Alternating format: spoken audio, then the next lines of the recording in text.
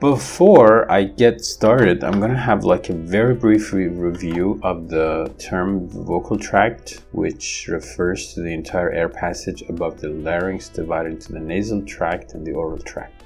In a broader sense, some people use the vocal tract to refer to all speech organs, but the technical term is the air passages above the larynx. If you want to understand implosives and in the next video ejectives, you need to understand that there is a vocal tract and the vocal tract is being used in a particular way. In most languages of the world, most sounds are produced by pushing air out of the lungs through the vocal tract. As lung is used, the sounds are called pulmonic, which is the adjective for lung. There's different ways of providing air for sound production. That's called Airstream mechanism. The main Airstream mechanism is pulmonic, which means using the air that comes from the lungs. How do we use that? Air is pushed out of the lungs, and it's because it's going out, it's called aggressive. And because it's from the lungs, it's called pulmonic aggressive. So most sounds in all languages are pulmonic aggressive. In English, all sounds are pulmonic aggressive. So you might ask, other than pulmonic aggressive airstream mechanism, how many mechanisms are there? In total, there are 4 airstream mechanisms.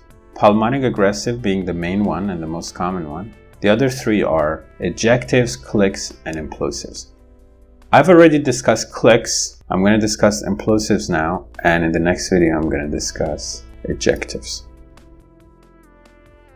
If you look at the IPA chart, you see that these sounds are not listed in the main consonant chart. They are indeed consonants. And if you look at the word on top here, it says consonants non-pulmonic. It means they're not produced with air coming from the lungs. How are they different? A process doesn't have to be egressive, it can be ingressive, which means instead of going out, it could be coming in. In a particular kind of aggressive, there is air in the mouth, which obviously you don't need it to come from your lungs because once you open your mouth, there's air outside, so your mouth will be filled with air. And then you suck that air into your throat. So what is happening in the case of implosives? Implosive is a term used in the phonetic classification of consonants on the basis of the manner of articulation. Again, we are still dealing with manner of articulation. The term refers to the series of plosives, so we are using with plosive, but they're implosive, that one can make by using an airstream mechanism involving an inward movement of air in the mouth. We already covered all the plosives. Plosives go out, implosives come in. For an implosive, just like for a plosive, there is complete closure in the mouth.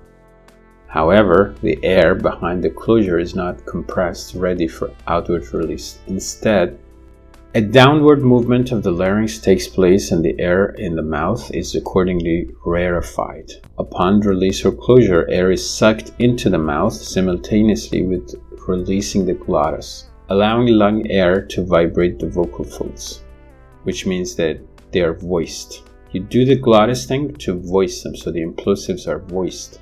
This combination of movements results in a hollow auditory effect that is characteristic of implosives. These consonants have phonemic status in languages such as Sindhi and Igbo. They are transcribed with the right-facing hook attached to the consonant symbol. Some people may, instead of saying implosive, they might use the term ingressive stop or suction stop.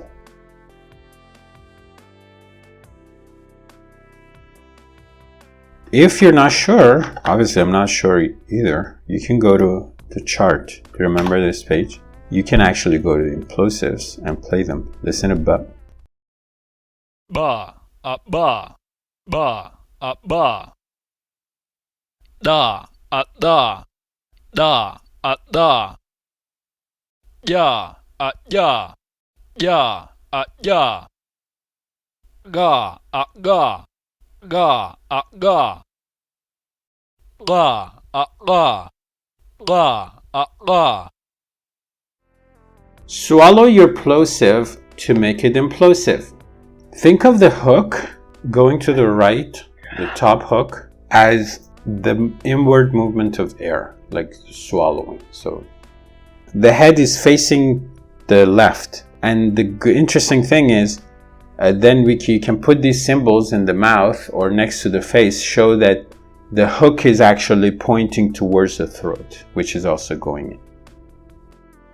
Speaking of airstream mechanisms, implosives are a further category of sounds involving glottalic airstream mechanism. There's a feature theory, distinctive feature theory of phonology by Jacobson and Jakobson and Hall, have a distinctive feature theory of phonology in which they group sounds into checked and unchecked. And checked in their theory means accompanied by glottal activity involving a rapid energy discharge. In that theory, according to that theory, ejectives as well as implosives are checked. They're called plus checked.